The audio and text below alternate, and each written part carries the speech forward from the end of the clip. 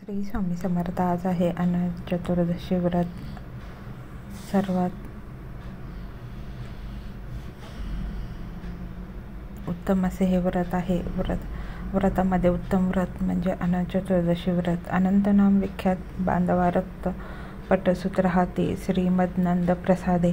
अनंत चतुर्दशी व्रताचे महत्त्व. श्री गणेश विसर्जनाच्या दिवशी अनंताच्या धाग्याचे पूजन करून परिधान केल्यास गतवैभव, सुख, आनंद, समाधान प्राप्त होऊन मानवी मनातील अहंकाराचा त्याग होतो.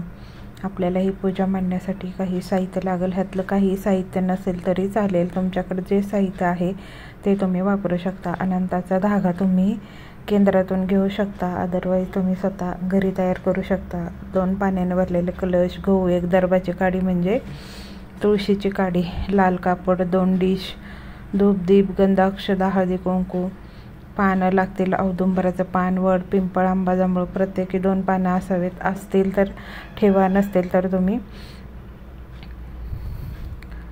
खायची पानं ठेवू शकता. नैवेद्यामध्ये 14 चुरम्याचे लाडू, वरण भात, 14 वाणाची भाजी, एखादी भाजी असेल तरी तुम्ही ती करू शकता. अनंत चतुर्दशीच्या दिवशी पूजेची मांडणी करत असताना देवघरामध्ये एक चौरंग ठेवताना तिथं गोमूत्र आणि गुलाबजल टाकून पुसून घ्यायची फरशी.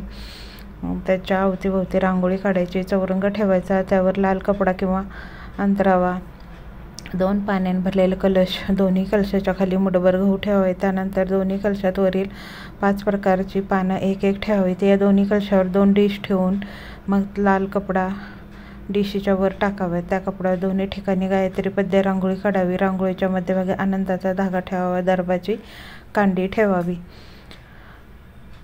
पूजा विधी करत असताना पूजा मांडणी झाल्यावर पूजेचा समोर नैवेद्य ठेवावा. चुरम्याच्या लाडूवर प्रत्येकी 1 तुपाची फुलवात ठेवून लावावी. मग गुरुचरित्रातील 43वा अध्याय वाचावा. अध्यायात सांगितल्याप्रमाणे पूजेचा उल्लेख केला आहे तशा प्रकारे वाचन करता पूजन करावे. वाचन करताना जिथे पुरुष सूक्त म्हटले आहे तेव्हा पुरुष सूक्त पठण करावे. सोबत पंचोपचार पूजा करून घ्यावी. ज्या सेवेकऱ्यांकडे मागील वर्षी अनंताचा धागा असेल त्यांनी तिजोरीतून आधीच काढून ठेवावा व 43वा अध्यायात विसर्जन मंत्र म्हटल्यानुसार त्या धागाचे दुसऱ्या दिवशी विसर्जन करावे. पूजेची सांगता. पूजन झाल्यावर दुसऱ्या दिवशी पूजा मांडणी उचलून घ्यावी. अनंताच्या धाग्याची माहिती अशी आहे की हा धागा घरातील एकच व्यक्तीसाठी बांधण्यासाठी आणायचा आहे. पूजा मांडणी उचलून झाल्यावर धागा घरातील कर्ता पुरुषाच्या हातात बांधावा. जो तुमच्या घरातील कर्ता पुरुष आहे, तुमचे वडील असतील त्यांना बांधा. मग 1 दिवस हातात बांधून झाल्यावर दुसऱ्या दिवशी तिजोरीत वर्षभरासाठी ठेवावा. पुढील अनंत चतुर्दशीला तो धागा विसर्जन केला जातो. अनंतीचा धागा पुरुषांनी उजव्या हातावर बांधावा आणि महिलांनी डाव्या हातावर बांधावा.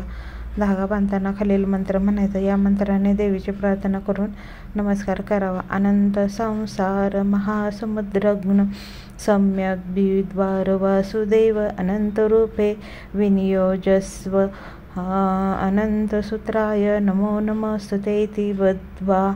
या मंत्राने दोरक बांधावा आणि जुना अनंत सोडण्याचा मंत्र नमः सर्वहितानंद जगनंदकारक जीर्णोदोर ममु देवा वर्जुजेहम इति जीर्णदोरकम विसर्जेत.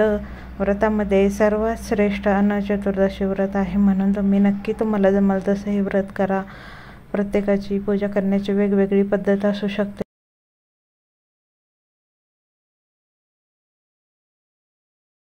श्री स्वामी समर्थ.